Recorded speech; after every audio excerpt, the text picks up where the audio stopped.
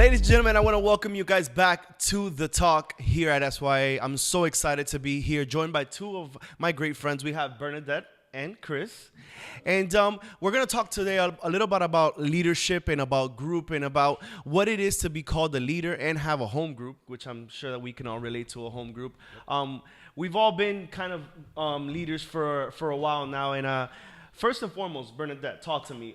When did you decide to say, hey, listen, I'm Jesus, you're my father, I'm saved? Talk to me about that. Because I want to start off the podcast a little bit more like, hey, man, this is who I am. This is how I got saved.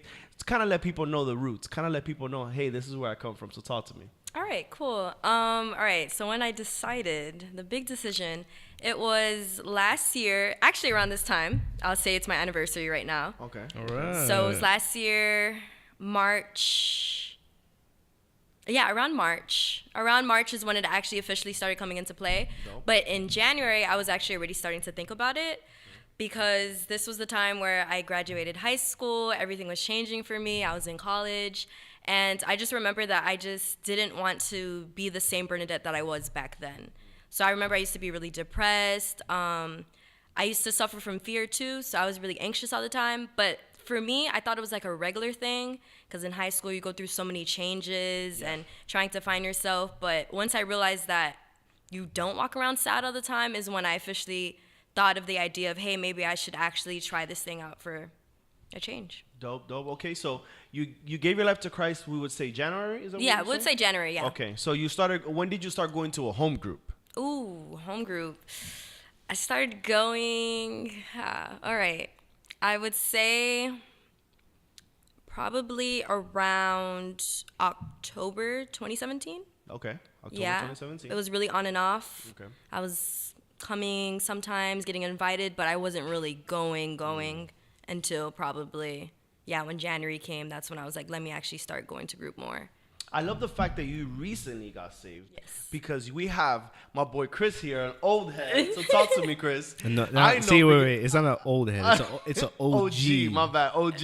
Okay, so I do know, because obviously I've known Chris for a long time. Chris, talk to me a little bit about you. What age did you get saved, and how long have you been a leader? All right. Well, I love the combination here. Yeah, it's good. It's good to hear. It makes me feel extremely old. Thank you. My story's a little different. I started coming to church with my parents. So we came to church when it was down in 441. We started going more over there when we were in East. But I remember it like it was yesterday. It was a men's event. I came a lot with my parents. It's more like a kid just going to church with his parents. I mean, just same old story that you hear all the time. But I was 13 years old, and I went to a men's event. And then, I saw a lot of changes happening with my family. I said, okay, like, we're a church family now. Like, I'm going to church on Sundays growing up, it was kind of like, I know the story. It's kind of like the same thing. I was like, all right, cool. It started impacting me a lot when my dad came back from his exodus after going to group so much, his encounter. And then when I saw the change happen to my dad, I said, okay, wait, I got to. Because to my dad, to me, was like I felt like he was a rock. Like it's who he is. But when I saw God was able to change him, I said, okay, let me see what's going on. Yeah. So I remember it was a men's event, and I was there, and I heard this man gave his testimony when it was coming to what he was going through, and I told myself, I said, if this Jesus can save my dad, change this man. And I keep hearing about this man named Jesus, about God, about all this, and we know all the stories. From there, and you know what? I wanna see who this God is. And I remember at 13 years old, I gave my life to Christ, and I told God, I'm like, I want you to show off in my life. And I'm 28 now. Which, by the way, guys, it's been a long time. Wild. First of all, I want to go ahead and state that it is wild that at 13 years old, you have the maturity and you're able to say, man, I want to give my life to Christ. Because at 13 years old, like, I think of myself and I'm just like, man. Yeah, a lot of 13-year-olds are doing different. I mean, you could call it maturity. I call it more like, I kind of like wanting to understand. Like, I'm wanting to understand more. No. Because it's like, you're 13 years old. I mean, how mature can you be at 13? But I remember I was going through kind of like the same thing that Bernadette was going through. I was going through a lot of fear issues. I've dealt with anxiety all my life. I'm talking about I've done everything in the books, therapists and all these things growing up, and I dealt with fear a lot of my life. I was a depressed kid. I didn't have a lot of friends. I was very introverted. But it was that one moment that made me, experience like, okay, there's something different. There's more to life than what I've been dealing with. Yeah. And I think at 13, I think God was calling out to me, and I heard him more than I could have at any age, really. And I think God called me at the exact right time to really like say, okay, like you accepted me, you opened the door. Yeah. The word says, God's gonna knock at the door of your heart, but you're the one who has to open the door. Yeah. And at 13, I said, all right, let me open the door, let me see who it is, and ever since then. That's dope, because the fact that you were saying earlier that you didn't want to be your old person, so it's kind of like your point of view was more of like, I just don't want to be who I was before. I want to change. You get me? Which is very similar, but at the same time, at your time, you were dealing with that. I mean, me at 16, I was more of a identity crisis. I didn't know who I was. And when I say identity crisis, I mean more of like, I didn't know if I was like a rocker, if I was like hip hop, if I was like what Cruz a break. to? I didn't. Okay, so everybody kind of knows like the type of personality that they have. I didn't know my personality, which was very difficult for me, and which to me was like, I struggled with that because I tried to blend in with different crowds, but it's just like I never was able to stick to a crowd, which I feel like a lot of our youth nowadays deals with that, because it's like, I mean, especially if you're Christian, you definitely don't stand out if you're Christian. You get me? You definitely don't fit in, right? So I think that's really cool, the fact that you got saved, 13 years ago. You got saved a year. Well, this year or a year ago, basically. 15 years. 15 years to that's a year. That's crazy, fresh. but it's amazing because we're able to see like the same God is still moving. You get me? The same God that kind of impacted, or that did impact your life, is impacting to this day. Years later, and I love the fact that we both.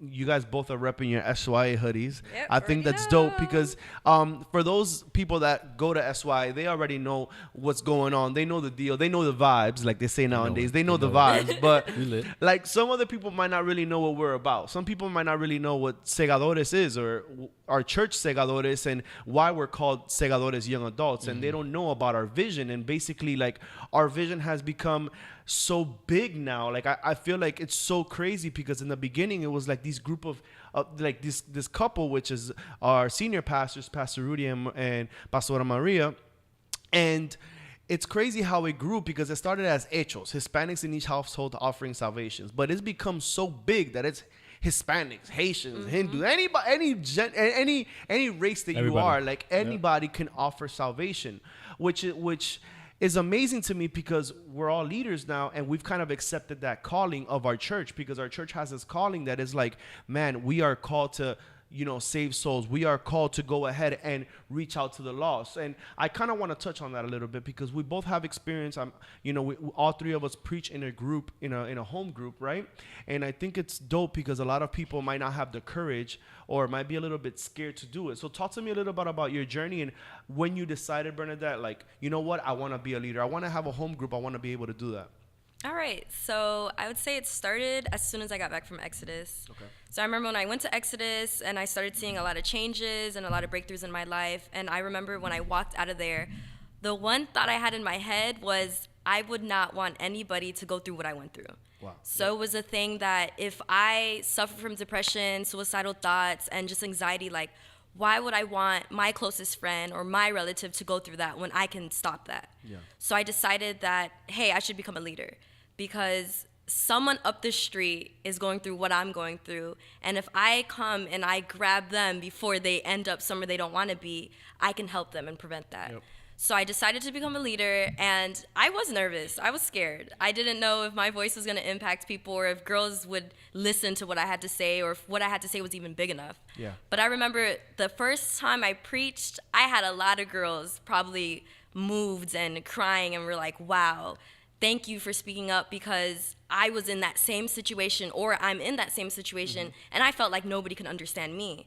So it's the moment that when someone speaks up about what they're going through, other people realize, hey, I'm not alone. Wow. So it's one thing about being a leader and just wanting to make a difference. And doesn't it feel good Doesn't it feel good that you're able to preach to somebody and that person goes to Exodus and it's just like, man, God, like this is worth it? Because I'm not gonna lie to you, being a leader is great, but there's times that there's some disciples that, ooh boy, like you get your fair share of yes, the different yes. ones you get. Yes, But I like what Bernadette said, because it's true. Because I thought the same thing, you know, and I know we'll get to my part, but like it's funny because I think that's what everyone needs to understand, is that someone has been in your shoes and someone is in your shoes. So whatever you're feeling, whatever you've been through, whatever you're gonna go through or going through, there's people out there that they will listen to you just for the simple fact that, wow, I'm not alone. Yeah. And that's the beginning. Yeah. Which I think is great, because right now in our generation and how our generation is right now, we're all just looking to be heard. You get me? Like, it's all these social media platforms have just given people a broader voice of what's going on, right? And I think that with that responsibility of everybody being heard, I think it's even more it's more important, and it's definitely the best time right now to have a voice as being a leader, right?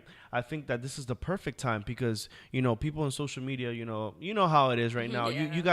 You guys know how our Instagram, Twitter works, and it's like everybody wants to be heard. And I think that now being a group leader, it's like, okay, everybody wants to be heard. So I definitely have a message that's gonna change your life. And of course, it's not a message from us. It all roots from Jesus, and God, of course, is always leads to Him. You get me? But I think it's really cool that in our generation that we're able to be home group leaders, right? We're able to lead a generation, and society now is kind of like society is kind of doing the same thing, but in a different way with culture. So talk to me a little bit, Chris, about how you decided to say, you know what, I want to be a home group leader. Yeah. Well, after giving my life to Christ at 13, I actually decided to go to Exodus just about very, very close when I turned about 14, 15. I was 14 going on 15. So, you know, I was going to group. I remember I was visited that week after when I gave my life to Christ, and I filled my information. I gave my address, my phone number, and I remember that week our very own Ricky Castro visited me out of like nowhere. I just opened my door and I see Ricky out there. So shout out to Ricky. Hey, shout out to Partner. Partner, what up?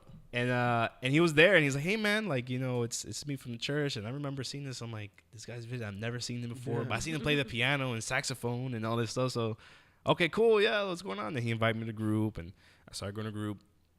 And when I decided to go to my Exodus, I didn't want to do the leadership thing. I wanted to go just because they told me, like, you know, Exodus is something that you got to go through. It's life-changing. You would hear the word life-changing in Exodus like, all honestly, the time. What's happening? You're like, hey, man, my life go. needs some changing, Yeah, bro. like, what I'm am I good. going to see? He's like, well, Yes. I'm going to see some stuff. Yeah. I'm like, oh, man. Like, Yes, what? Okay, I got to go. It's exactly like So, that.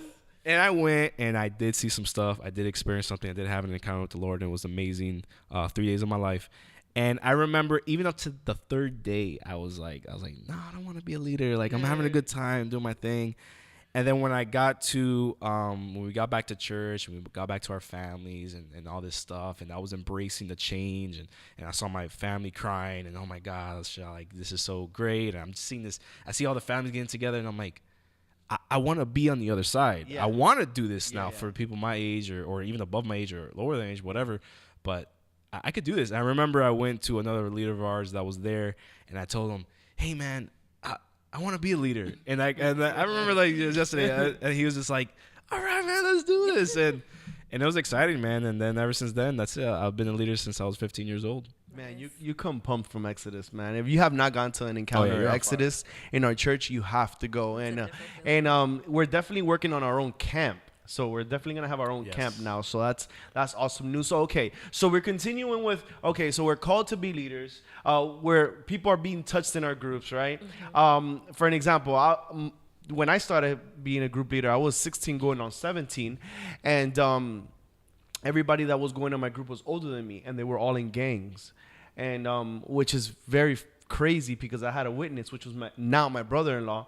He was 14 and I was 16, and we were hosting a group with 19 and 21-year-olds, and they were all in gangs. So Bloods were there, Latin Kings were there. That's when the era of gangs was really heavy in our high school and middle. I don't know, like, we went through an era that, we went through an era. I don't know what happened. Yeah, very I remember going to your group also around that time. I was just like, was very thug dude. Something's about to happen. I don't know. This is crazy. Like, they would, like, it was crazy. Anyway, I don't know how God put me in that position. But three pastors came out of that group, which is really crazy. I would have never expected that. But at 16, guys, I decided to become a group leader, and I said to myself, I want to do this because it was done for me, right? Like, I want to do this because I know that if God can do it with me, I want to go ahead and pay it forward, you know? Yeah. So we're group leaders. We have people that are being impacted. But other than just the purpose of having that, talk to me a little bit about your approach on how we get people to go to our home groups. Which, again, this question is asked to me, and sometimes to me, I'm just like, ooh, if you know how hard it is. Because there is sometimes divine appointments that God has put in your life that you just meet people. It could be at work, at school, which, by the way, PSA, if you are in high school, take advantage. Take advantage if you're in high school, because once you leave high school, it is very, very, very hard to go ahead and reach the amount of people that you could have reached in high school. I mean, it was told to me, so I listened to during that time. But guys, I know you're not in high school for a fact. That okay, Chris, I know for sure Definitely you're not in high school, right? So guys, we all know how difficult it can be to evangelize and to build this home group. Because again, when you're in high school, Chris, you know. Yeah, I can chime in first if you guys don't mind. But like, I remember when we were in high school, we met in high school. We were freshmen, and I remember being when I was really getting my group started. It was around that time, and I remember I invited you. I invited all our other friends in class. But it was a little bit easier when it comes to school because first of all, what else you're going to talk about? Yes. Besides, I mean, you're a young Christian. You're on fire. What you're going to do? You're going to invite people to a group. You're going to tell people, hey man, we play basketball. Hey man, we have pizza. Which again for guys is really good. Yeah, that was like a great. Yeah, I don't know how girls great. do. Yeah, I don't know how girls free do. food and ball. I'm Yeah, there. Little And Caesars it was really pizza. easy. I remember coming home from school. It used to be like a crowd of people, and there's a lot of stories because we had a lot of leaders going to our school at the time. So it was like we separated the school. Like it was just like, all right, we got Chris's group, Alice's group. Like it was really like that, and it was easier. So the transition was a little bit better. So in the beginning, if you are in high school, middle school, or whatever type of school, middle school too, of course. Yeah, whatever type of school, take advantage. Yes. Your classes, first priorities, anything that's in your area or wherever you're going, take advantage because. Like me transitioning out of school, you lose a lot of connections sometimes, which is it kind of falls on us. It falls on us, the leaders. Like you have to stay connected and all that. But when life happens, it gets tough. You get tough, and I speak for me. Like you have a job now. You have a 9 to 5. Some people don't have 9 to 5. Sometimes you have a 5 to 10. Yeah, and it's difficult. So how do you do group? You do group in college. You do group at work. You do group at the gym. You do group anywhere. And as a leader, I think it comes with a challenge. Yes. And if you're willing to accept it, then believe me, the Lord will set your steps for you, but you got to take it. Yeah. And if you don't take it, it's gonna be a rough ride for you. Yeah. And again, the reason why I bring that up is because we all go through different phases as a leader, different seasons that.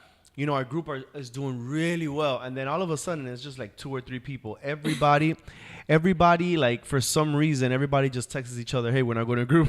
I feel like, right? And there's like 2 or 3 people, right?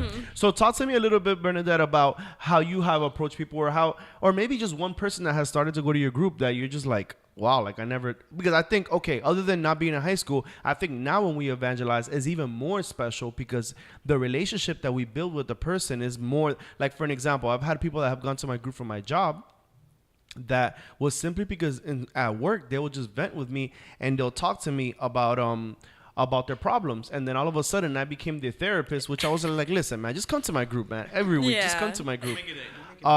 Yes, exactly. So talk to me a little bit about your approach. How do you say to yourself, hey, this is somebody I can evangelize to? Or I mean, we evangelize to everybody, let's be honest. Yeah, like if somebody's ever going through something, it's just naturally in us that we have to go in and help them. But talk to me a little bit about your experience. Okay, cool.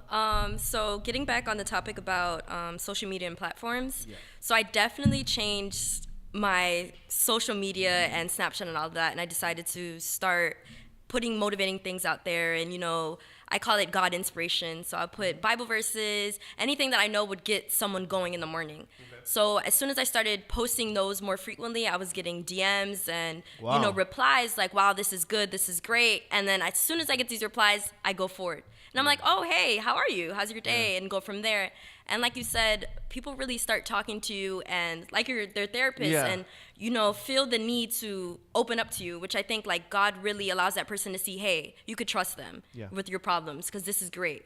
So from there is when I'll invite girls and I'll be like, hey, I have a group at my house, a whole bunch of cool girls. And it's really hard because a group at your house sounds really weird to a stranger because they're like, why am I going to your house at 7 on Tuesdays? It's true. It's true. Yeah, it's a little weird, but I always tell them, like, once you meet these girls, and I have a really diverse group. I have high school, college, 9 to 5s. Like, it's really great. So once the girl comes to group, she realizes, wow, it's just a group of girls, and we're hanging out, and we're talking about life, and we're doing life together.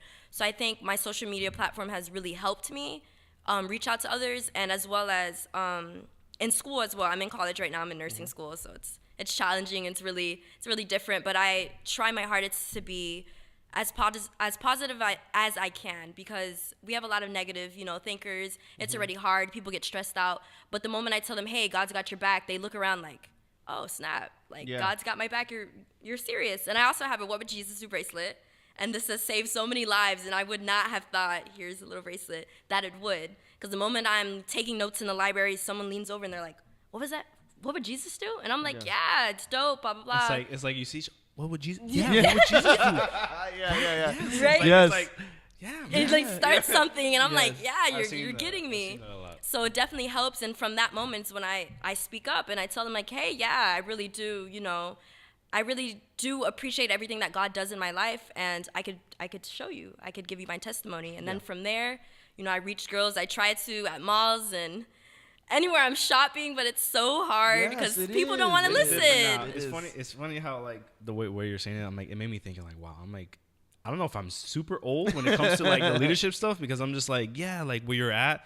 But it's true, even social media has changed the world. Guys, how many people do we not think we know or do we not judge because of their social media? Oh, yeah, absolutely. Honestly. Come on, it's like people that you don't even know or people that you know but you don't really know them like that, you kind of have a feeling of who they are. Trust me, if they put a song on their stories and they're just like lip syncing to a ratchet song, all of a sudden label ghetto. Ghetto for sure. Like unfollow. Yeah, unfollow. No. Mute. Yes, for sure. So it's kind of like, it's very true, man. I feel the same way as you. Like, I don't it's know. Crazy. I don't know if I'm too old or something, but it's true. I never thought about it like that. So, guys, use your social media. Oh, if I had social media, back in the day, man. Yeah, like exactly. the way it is. Works. I know we sound old, but when we had group, we didn't have social media. We just it was not that big. We just broke in the era of Facebook because MySpace. I had MySpace. MySpace was fun. Yeah, we had MySpace, but the thing is, you weren't around when there was MySpace at our church. So there was like something happened in the news that something happened to a young kid through MySpace, and our pastor found out about it, and our pastor went on stage and said, all the youth, erase your MySpaces right now. Yeah. So we were all he was protecting us. He was protecting us. Yeah, he was like, I don't want you in this world. And I think he saw something that we didn't see at the time. Of course. And it just we went to alternatives, my faith. Oh, my there praise. Was my praise. I'm my sorry. Praise page with my crosses. I know that you're looking at us like we're Whoever's crazy. watching me and says, oh, yes. Hey, shout out to the 12 followers I had on my praise. But yes, your top 10 friends. We all went to like an alternative. Like, it was crazy. There was even a God tube. It was a beginning of that little dopamine. That's what it's called. Like it's when that like you just need society. Like you're out of society to get into a different type of society. And but it's awesome how you use your social media. And like I know we have a story too because I was a leadership class teacher for the youth at one point, and you were one of the students there. I didn't even know, guys. Yeah. This is cool. I feel so old. Nah. Come on. But I remember, and then when you were first going through your leadership, you had I don't want to give out too much because people have to go through it, but you had a challenge to get as many girls as you can to do your event, and I was so blown away by what she did and how she used her social media and how she made a simple group of like let's get together and whatever to an event.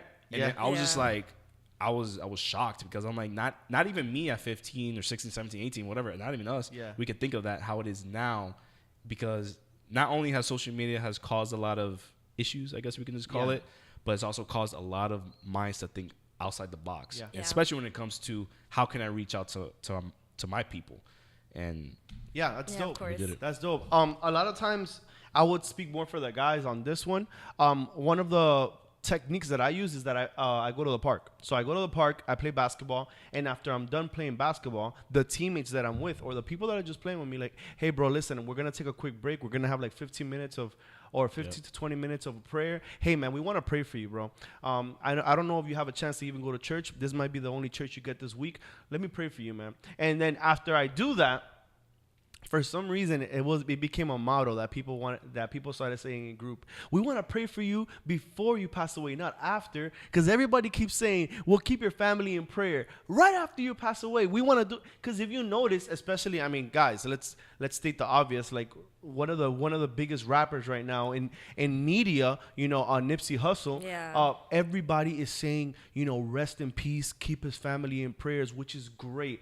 I love that. You get me? But I also believe that we should keep people in prayer while they're alive as Yeah, you have to well. start now, You yeah. get me? And keep them in prayer all the time. Keep people in prayer all the time, especially people that are on high platforms. You get me? We don't know the person. We can see this artist or anybody that we see on social media, and we don't really know exactly who this person is. So we don't know the change that he did. From what we know about him, he changed his community. He was a leader. But again, in our group, it became a huge thing. Like, hey, we don't want to just put prayers for your family after you pass away. We want to go ahead and pray for your family now. And that has impacted people so much that they're like, man, I'm going to get a quick prayer in. It's like, hey, Yeah. I might as well. I'm going to get a quick prayer in because it's true. And basketball definitely has helped. I know girls can't do that. I know girls can't be like, yo, let's go ball. What is something that you use? let's go ball up. Let's go ball up. I want to know. Like, what's something I'm that assuming like what's a see how we call it? It's like the bait and hook type of thing. Like, I got you. Bait and hook sounds wild. I got right it. now. Is It does. a bait. Is what it is. It's like, yo, a pizza. I got you a pizza. Call And it you what go. you want. I got Bait and you. hook sounds crazy. I got you. Some people, like, I tell people, I used to use video games. Oh my Okay, gosh. yeah, video games I got too. using video games, pizza, basketball. That was something big that a lot of people attracted. And then I'll use my 15 minutes of glory, not even my glory, of the Lord's glory, Yeah. to like, all right, I got you. Let me talk about the Lord. And whatever means possible. But what's something that you Well- would do now? Like, now. I think girls are very simple, very easy. As soon as I'm like, hey, we're going to meet up together, we're just going to talk about life. It's like, we're going to talk? Got Girl- it. And they that's run true. in, and I'm Girls like, yay. do like to talk. That is true. I didn't Talking think about snacks, that. and we're like, set. Girls do like to talk. That is very true. I didn't think about that because if you want to have a conversation with a girl, that'll go on for days. Which is, I agree. I mean, hey, that Especially, was, I guess, you're talking about life. Why yeah, not? you talk Yeah. about life. Why not? And then you kind of get to vent. Talk all about- that on Facebook. Might as well talk in. You kind In of get to person. vent In about person. your Face to feelings face. too. You kind of You get to talk do. about your feelings too, which most guys are not down to listen to feelings a Nah, lot of we're times. playing ball. Yeah, Yeah, we're playing ball. definitely All not. right, Thank you. okay. I appreciate it. But okay, so all right, so now we're moving on to kind of things that we've been doing and techniques that we've kind of been reaching out and evangelizing and the impact. For an example, I'm gonna just kind of expose him because I don't think he remembers. But Chris had a professional football player from our high school. He's in the NFL now. You get me? Go to his group. Like Wow. that's nuts to me, and I'm just like. That's At the crazy. time, he wasn't. At the obviously, but, time, like, he yeah, I wasn't. didn't know, but that just I had goes a to lot of show- people come through my group. That just goes to show, cool. though, like this guy probably gave his life to Christ at his group, and that faith could have carried him to be who he is today. Yeah. Yeah. You never know who walks into your group. You don't. It's crazy. Like, I think it's not even about like who they become, but it's Yeah. more about like what they hold. Because even though, which it does happen, you have those people that might come to group and maybe not come back for whatever reasons, Yeah. X, Y, Z, reasons. But just like in the Bible says, that we have to take our chance while they come, because tomorrow's not promised, depending Yeah. on what it is. So I would do as much as I can when it comes to work and group, and I would have people text me or call me, write on my Facebook, Instagram, whatever, and they say, hey man, like I remember this you told me.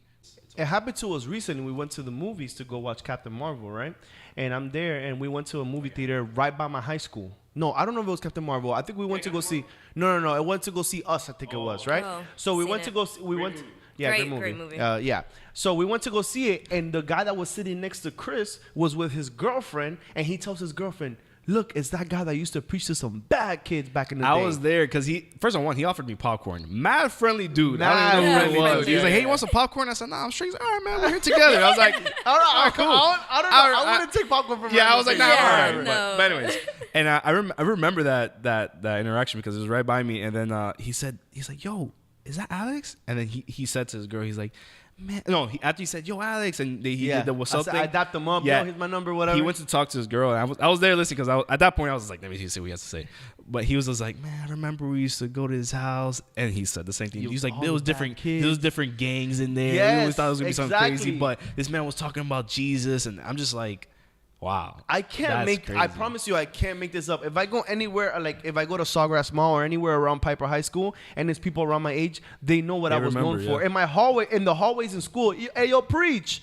Which again is something else I want to touch on. When you're a leader, the responsibility of having to carry this like Role. This role, role, this title. yeah, like if any lot. no, don't let anybody catch you doing anything that's slightly shady, because all of a sudden it's like, oh, I thought you were this big. Oh, again, the responsibility of a leader is big because you have to like always walk around on your tiptoes. And why do I say that? It's because people look at you as a role model, which it can sometimes be hard for us because we're human beings. Like, no, I don't want to go visit you at this time. I'm tired. Like, no, I don't want to pick up my phone and hear you for 2 hours.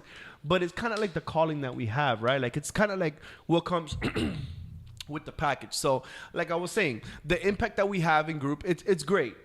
If anybody out there is listening and is like, man, I've been thinking about becoming a leader at Segadores, or at any church that they're at right now, if you're going to a church that has a vision, we challenge you to go ahead and say, man, get involved. Get involved, because there is, like we were sharing earlier, there is these benefits to it. You get me? Like, and I want to end with before I end, I wanted to kind of share a story that, if it's happened to anybody, then hey, God bless you, because it took me a lot. But as a leader at 17, I had two disciples that passed away in my group, and they were coming weekly. One of the guys passed away in a car accident, and the other one overdosed on drugs, right?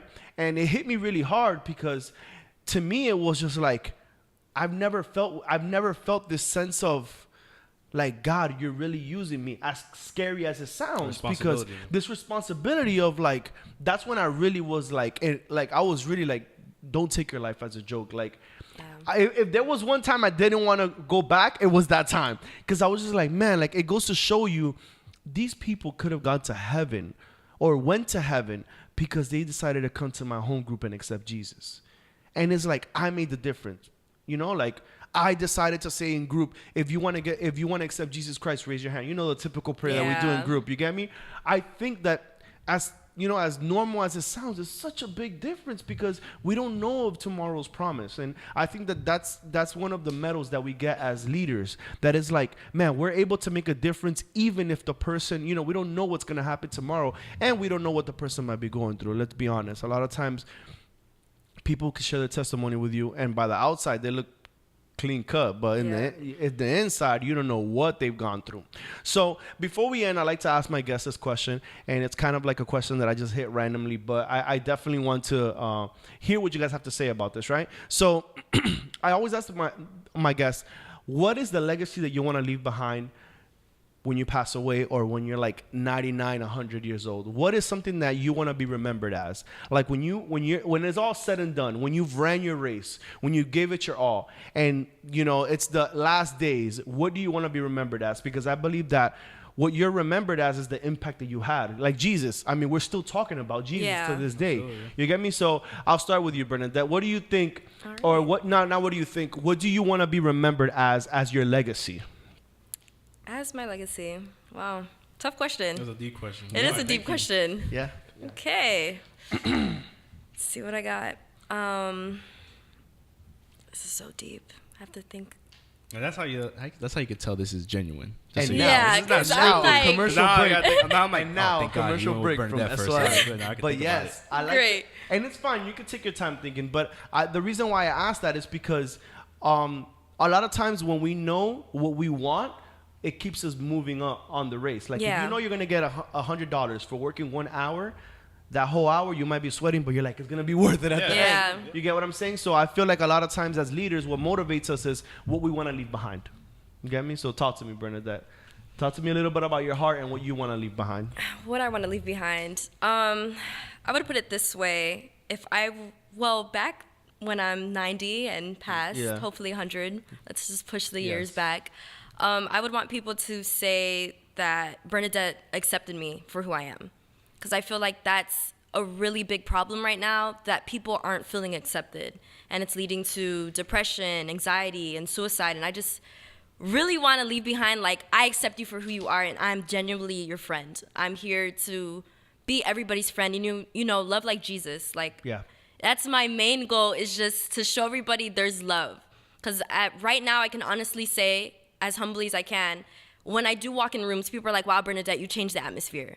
Like, you make a situation turn into something so great and so beautiful by simply even smiling or cracking a joke. So I want to make sure that people know that I accept you for who you are. And I honestly, like, greatly appreciate you. And it's hard to say that because some people are like, how can you friend everybody in the world? But my main goal is to friend everybody in the world. Yeah. I want everybody to know that, hey, if you don't have a friend, I'm your friend.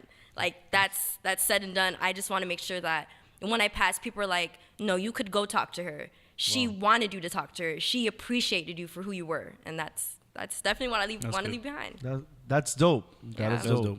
Hey, Jesus was chilling with some tax collectors. I'm telling you. Hey, I hang around right now with the people that Jesus hanged around with. I might be looked at crazy. No, yeah, you might. You will get looked. I will. It's not I a will. might. I think people forget, but if I post my friends on Instagram, for sure, I say unfollowed.